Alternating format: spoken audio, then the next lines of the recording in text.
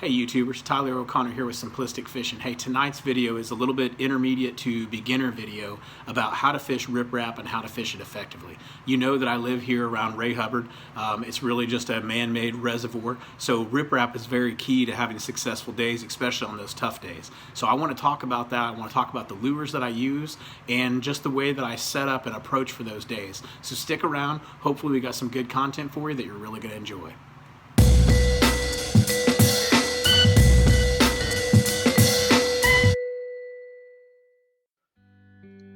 Let's talk about riprap and what it is. So first off, riprap is those really big chunk rocks that you see alongside railroad bridges. You'll see them along highways. You'll also see them on man-made dams and things like that.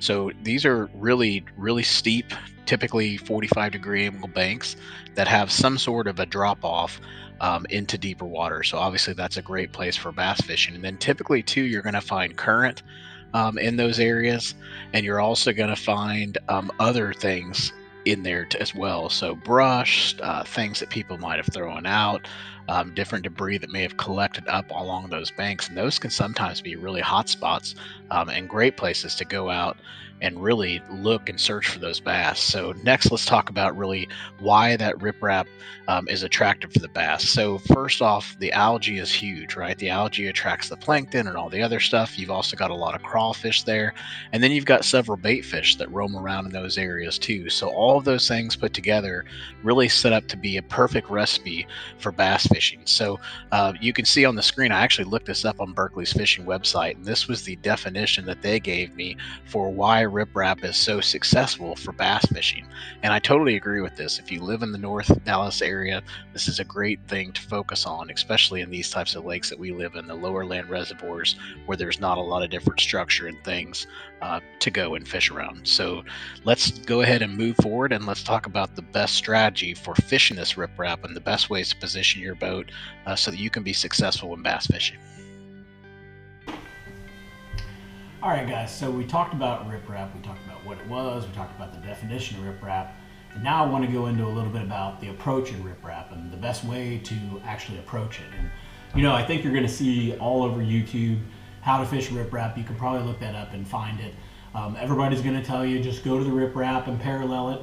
Paralleling mean that you're going to get right up against the rocks with your boat, so your boat's going to be just like the land, and you're just going to follow that up. Or follow it down, whichever way, but stay exactly parallel. So basically put your motor up. Your trolling motor is probably going to be rolling in 4 or 5 foot of water, and you're literally casting right at the bank, but you're making parallel casts, so very straight and in front of the boat. That's really important. You'll see a lot of weekend anglers and things like that fishing around the riprap, and maybe it's because they have 2 or 3 people in the boat, but they back off away from the bank line and then they cast directly at it. And that is just not going to be effective for you. You're not going to catch nearly as many fish that way. If you've got a couple of people on the boat, the one thing that Lan and I do is I'll get on the front of the boat and we'll pick. You want inside or outside, whichever one it is. You know, if you're inside, you're the guy with the square bill or something that's very shallow diving. If you're the guy that's on the outside, you're the medium diver guy trying to find that little bit deeper fish. And that's always worked well for us. And then that way we can still cast directly in front of the boat. So I would definitely suggest that, but that's not what this video is going to be about, because everybody can tell you about that. But what I want to talk to you about is how to actually effectively fish riprap. So if you're here on Lake Ray Hubbard where I live, there's probably 4 miles of riprap that you could fish if you wanted to. And the thing is it would take you more than a day to fish 4 miles of riprap unless you were just absolutely burning through everything. So that's just not an effective way to fish, right? You can't go out and just burn the whole entire bank. I guess you could, but to me it's very ineffective. So let's start about talking about what we should do. So first off, before you go fishing, if you really want to have fun fishing, it's just like anything else. You got to plan for it. So before we go fishing, we're going to pull up Navionics, and in this example that you're going to see, we've got the power plant over by Ray Hubbard. Now that's got chunk rock on both sides. So what we'll do is we'll go through that whole entire island and scan through that and find any creek channels that might come up against there. Find any abnormalities. Maybe it's got a little hump that comes out. Maybe it's got a hump that's just outside of the rock pile, or I'm sorry, right outside of the riprap, so you kind of have a hump in between. So there's all kinds of different things that would be fish attractors for you.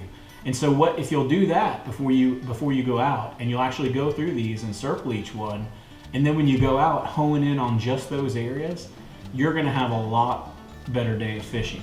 And not only that, but it's just going to feel like you're being more effective with what you're doing. You know what I mean? It's not like you're just casting blindly. You're there with a purpose and intent to fish that spot. So you still want to fish the RipRap parallel, just like we talked about, but do some other things. So if there's a creek channel that's coming into it, let's say that my hand is actually the bank and the creek channel is coming into it like this. Well, there's actually 3 different angles you could fish that, right? You could fish it here, parallel across, or you could go at a diagonal. You could fish it straight in and just hit it on all 3 points here. Or you could come in from the other side, right here, and fish that same thing, parallel, across it, however you want to do. So there's lots of different ways that you could attack just that spot, which again, if it's a high probability spot, that's going to give you a lot better chance to catch some fish. So I want you to really think about that when you go out fishing. Don't just go out and just cast blindly. If you do that, you're probably going to get bored fishing. You're going to lose interest. It's just not going to be that much fun.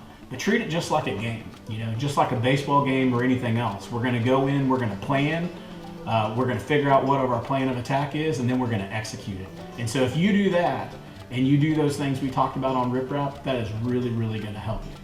So the next thing I want to talk to you about, now we've talked about RipRap and how to fish that and all that good stuff. The next thing I want to talk to you about is the bait selection. So there's a billion different baits out there. Everybody's got the fancy lure that catches your eyes. Everybody's got some pro who caught a 50-pound bag somewhere on some crazy lake, or maybe not 50-pound, but you know what I mean. So what I want you to do is just keep it simple, right? This is simplistic fishing, so let's just keep it simple. Start off with a square bill, tie one of those on, tie you on a medium diving crankbait, and then after that, tie you on a shaky head. And either get you a brush hog for that shaky head, a baby brush hog, or get you some type of finesse worm. All right? If you have those 3 baits, you can effectively work that RipRap from pretty much any angle that we talked about. So what you'll do is maybe you'll start off if it's earlier in the morning, or just really depends on the season, and we'll talk about seasons in some later on videos, but I would probably start off shallow. I like to power fish, so I'll start off right on that bank, real parallel to it, get me out a little square bill that doesn't dive very deep, maybe 1 to 3 feet, and then I'll just pound the rocks with that square bill and see if I get a bite. Now if I don't get a bite while I'm doing that, at the same time, what I'm also going to do is I'm going to be looking at my fish finder in front of me.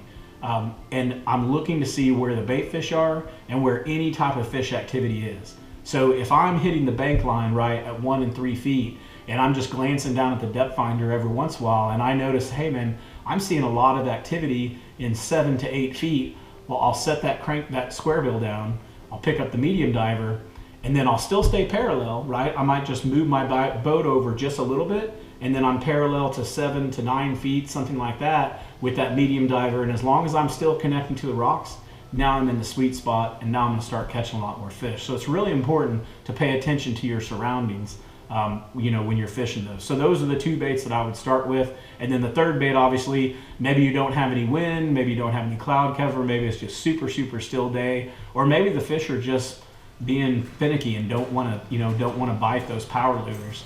A shaky head is the way to go. Now when you set up the shaky head, make sure that you completely cover up your hook, and we'll do a video here in a few weeks about, I think we called it shaky head magic, but it's really about how to effectively use the shaky head, the techniques of using it, what we do to be successful with it. And I'll be honest with you, the shaky head has changed my fishing. It is the #1 lure for me for just catching overall fish. Now, I'm not going to tell you that we're going to go out and catch a bunch of giants with shaky heads, although that does happen sometimes.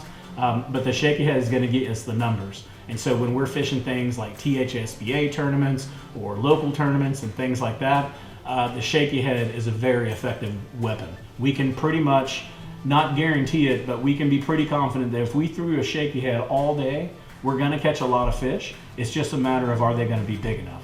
So with those 3 lures, that square bill, that medium diver, and that shaky head, and doing the things that we talked about, staying parallel to the bank, honing in on the spots, making sure that you plan, and then when you get to those spots, hit them from every single angle to really be effective in those areas. If you do all those things, I can almost guarantee you that you're going to put more fish in the boat this year. So I wish you the best of luck. I hope this information is helpful to you.